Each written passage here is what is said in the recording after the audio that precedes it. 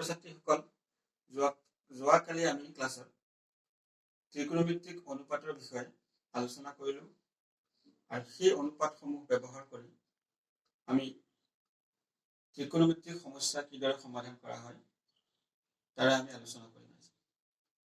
আমি দশম শ্ৰেণীৰ পাঠ্যপুথিৰ অনুশীলনী 8.1 কেইটামান অংক কৰিবলৈ আমি আগবাঢ়িছোঁ।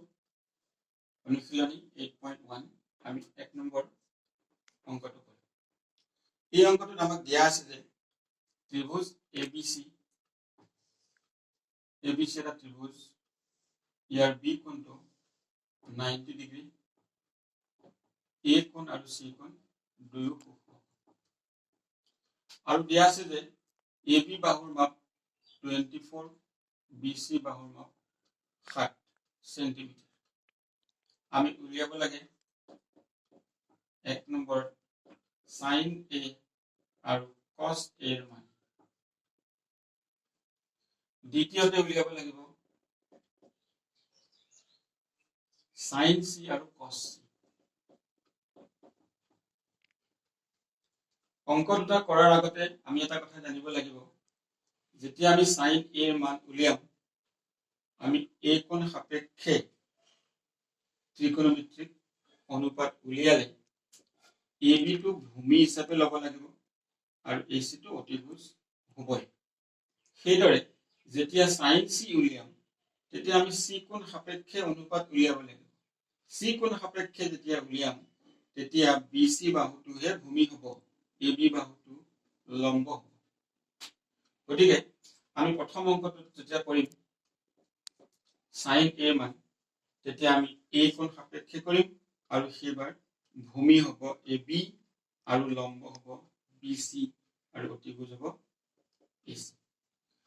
এতিয়া এই অংকটো কৰিবলৈ আগবঢ়াতে আমি এই ত্ৰিভুজটোৰ দুটা বাহু জানো কিন্তু অতিভুজৰ মাপ নাজানো। আমি অতিভুজৰ মাপটো জনাটো দৰকাৰ। সেইবাবে সমকোণী ত্ৰিভুজত প্ৰয়োগ হোৱা পাইথাগোৰাছৰ উপপাদ্য ব্যৱহাৰ কৰি আমি AC মাপটো উলিয়াই লওঁ। ত্রিভুজ ABC এর B কোণ 90 ডিগ্রি,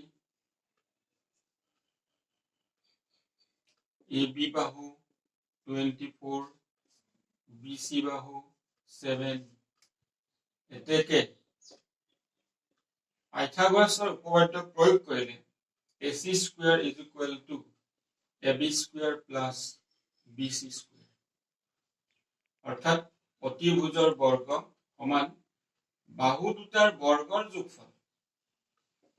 AB মাপ আমাক দিয়া আছে 24, BC মানে 7 দিয়া আছে, 7 স্কয়ার হ'ব। 24 স্কয়ার মানে আমি যদি পূৰণ কৰি চাওঁ 576 পাম, 7 স্কয়াৰ 49 পাম আৰু দুইটা সংখ্যা যোগ কৰিলে 625 হ'ব। যদি 625 হয় AC square is equal to, তেন্তে AC is equal to হ'ব বর্গমূল 625, অর্থাৎ ইয়ার মান হ'ব 25। গতিকে আমি পালো যে AC বাহুৰ মাপ অৰ্থাৎ অতিভুজৰ মাপ 25। এতিয়া sin A এৰ মান যদি আমি উলিয়াম, অনুপাতটো আছিল আমাৰ P/H।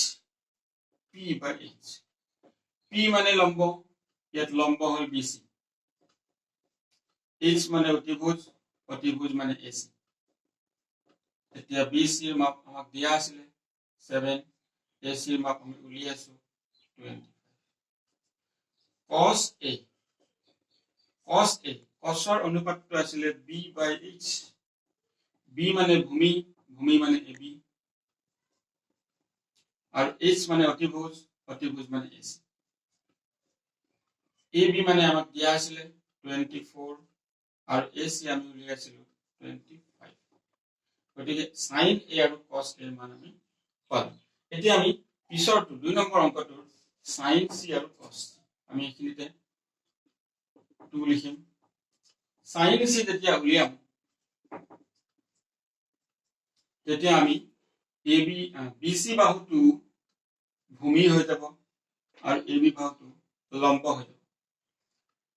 তেতিয়া হ'ব sin c is equal to অনুপাত একেই থাকিব p বাই h এবাৰ p হ'ব ab আৰু h টো ac হ'ব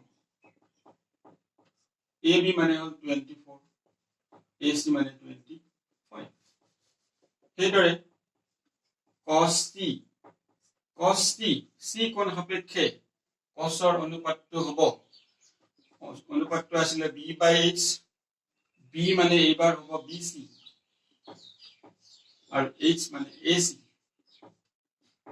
bc ৰ মাপ আমি জানো 7 আৰু ac মানে হ'ল 25 গতিকে আমি sin c আৰু cos c ৰ মাপ এনেদৰে উলিয়াব পাৰো গতিকে প্ৰথম আমাক যেটো প্ৰশ্ন দিছিলে sin a cos a sin c cos c ৰ মান উলিয়াবলৈ আমি দুইটা প্ৰশ্নৰে সমাধান পালো ছাত্ৰ ছাত্ৰীসকলে বহিত এই প্ৰশ্নোত্তৰটো নোট কৰি ল'ব পাৰিব ধন্যবাদ